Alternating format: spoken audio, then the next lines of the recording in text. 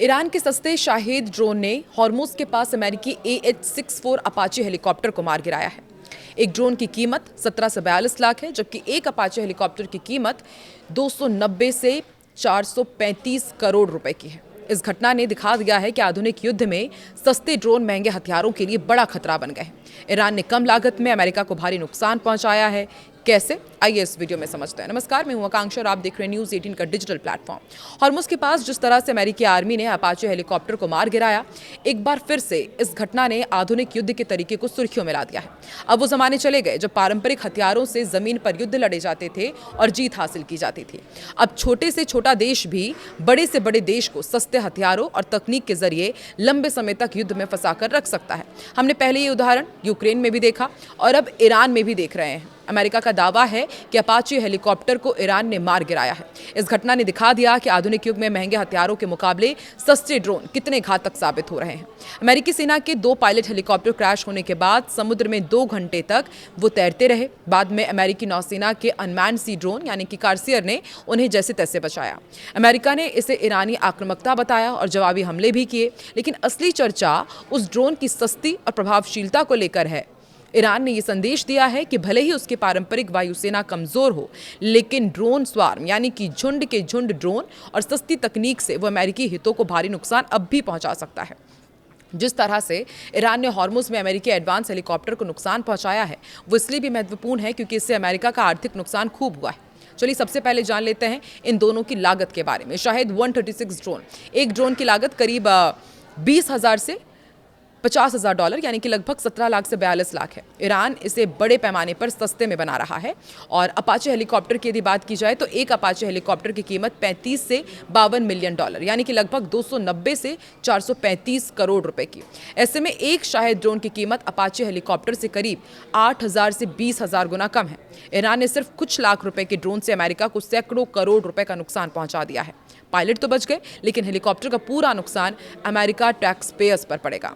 युद्ध का तरीका कैसे बदल रहा है, ये भी आपको समझाते हैं। ये घटना असिमेट्रिक वॉरफेयर का एक बड़ा उदाहरण है। ईरान जैसे देश पारंपरिक रूप से अमेरिका से कमजोर है। अब वो सस्ते ड्रोन, मिसाइल और स्विच्ड UAV के जरिए महंगे सैन्य उपकरणों को निशाना बना रहे हैं। रूस यूक्रेन युद्ध में भी यूक्रेन ने सस्ते ड्रोन से रूसी युद्धपोतों और टैंकर्स को भारी नुकसान पहुंचाया था। और अब ईरान हॉर्मुज़ जैसे संवेदनशील इलाके में यही रणनीति अपना रहा है।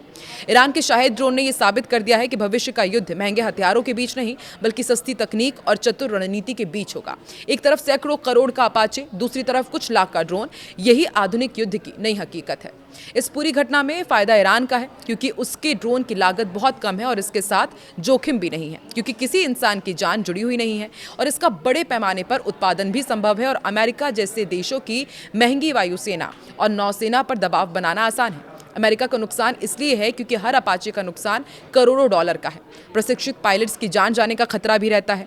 महंगे डिफेंस सिस्टम जैसे पेट्रियट या फिर थार्ड को सस्ते ड्रोन रोकने के लिए इस्तेमाल करना पड़ता है, जो आर्थिक रूप से घाटे का सौदा है। साफ है, पश्चिम एशिया में तनाव एक बार फिर खतरनाक स्तर पर पहुंच गया है। अमेरिका ने ईरान के खिलाफ हमले और तेज कर दिए हैं। अमेरिकी सेना के सेंट्रल कमांड यानी कि सेंटकॉम के मुताबिक हॉर्मुज़ स्ट्रेट के ऊपर गश्त कर रहे अमेरिकी सेना के एक अपाचे हेलीकॉप्टर को मार गिराए जाने के बाद उन्होंने कार्रवाई की।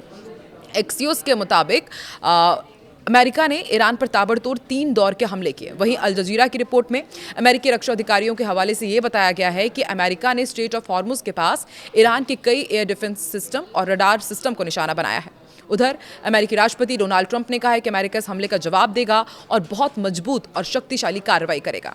सेंटकॉम ने अपने आधिकारिक बयान में कहा है कि राष्ट्रपति के निर्देश पर अमेरिकी बलों ने ईरान के खिलाफ आत्मरक्षा के तहत सैन्य हमले शुरू किए हैं। अमेरिकी सेना ने इसे ईरान की अनुचित आक्रामकता के खिलाफ संतुलित जवाब बताया।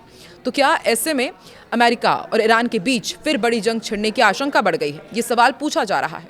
अमेरिकी अधिकारियों के अनुसार हॉर्मुज़ स्ट्रेट के पास अपाचे हेलीकॉप्टर को एक ईरानी ड्रोन ने निशाना बनाया था।